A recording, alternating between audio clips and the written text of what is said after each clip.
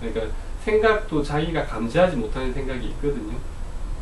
분명히 있는데 내가 말로 표현하지 못하는 생각도 있고, 또 무의식적으로 돌아가는 건데 내가 느끼지 못하는 것도 얼마든지 굉장히 많아요.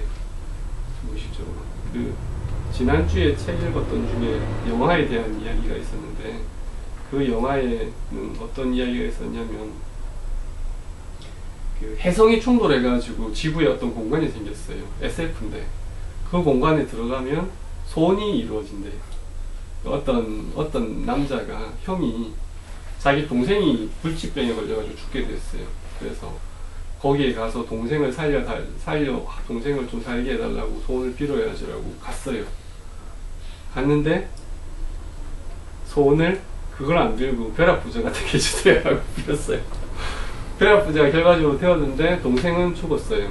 그 다음에 그 죄책감으로 자기도 자살을 해버려요. 이게 무슨 말이냐면, 그 사람이 정말 의식적인 생각은 동생을 구하게 해줘야지 그 생각을 가지고 갔단 말이에요. 근데 막상 상황에 처하면은 자기 안에 있었던 더 큰 생각이, 나도 보지 못했던, 자신도 보지 못했던 그 생각이 올라와가지고 그르칠 수가 있어요.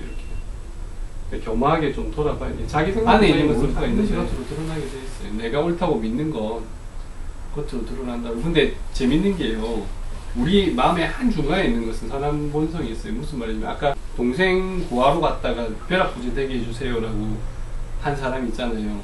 그 사람의 겉에 마음에는 그게 있었겠죠. 아, 난 동생을 살려달라고 빌어야지라는 마음이 제일 겉표면에 있었겠죠. 하지만 그거보다 자기가 알지 못하는 무의식 속에는 그거보다 더 중요하게 벼락부자가 되는 게 더 중요하다는 생각이 있었겠죠.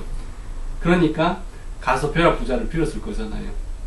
근데 재밌는 게, 그 사람이 나중에 죄책감을 느끼고 죽어버린단 말이에요. 그 죄책감이 사실은 마음의 핵심이 있었던 거예요. 그 벼락부자가 되게 해주세요라는 그 마음보다 더 핵심에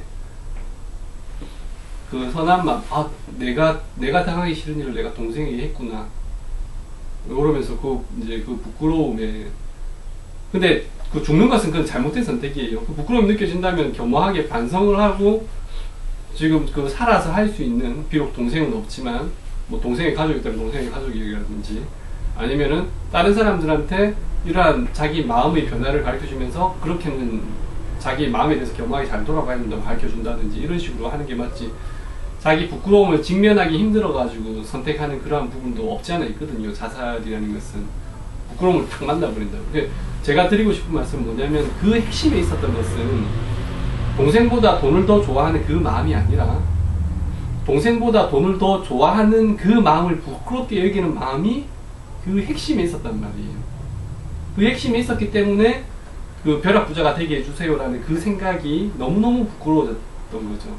그래서 마음의 핵심에 있는 것은 사람들 다 이제 선한 양심이죠. 맹자는 성선설 뭐 이렇게 표현하는데, 핵심에 있는 건 그거예요.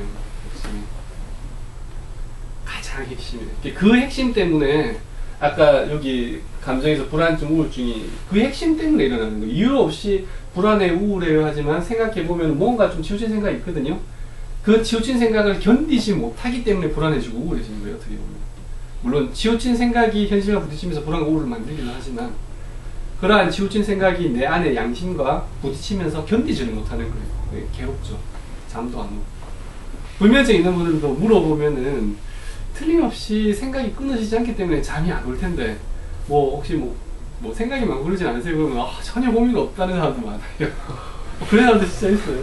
전혀 고민 없는데 잠만 안 나요.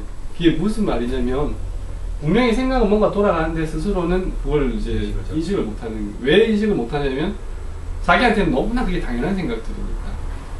그런데 현실의 결과는 벗어나 있는데 자기는 그걸 모르는 거죠. 그럼 자기한테 그게 감지가 안 돼요. 지금 저희가 옷 입고 있잖아요. 나한테 이게 너무나 내가 당연한 것을 용납해버리면 옷이 느껴지지가 않아요. 불편하지가 않아요. 그렇죠. 점검해봐야죠. 근데 이제 치료할 때 참 조심스러운 부분이, 스스로는 나는 전혀 생각 없어요 하는 사람한테 만약에 아니에요, 있을 거예요 이렇게 접근하잖아요. 그러면 이게 또 안 통해요.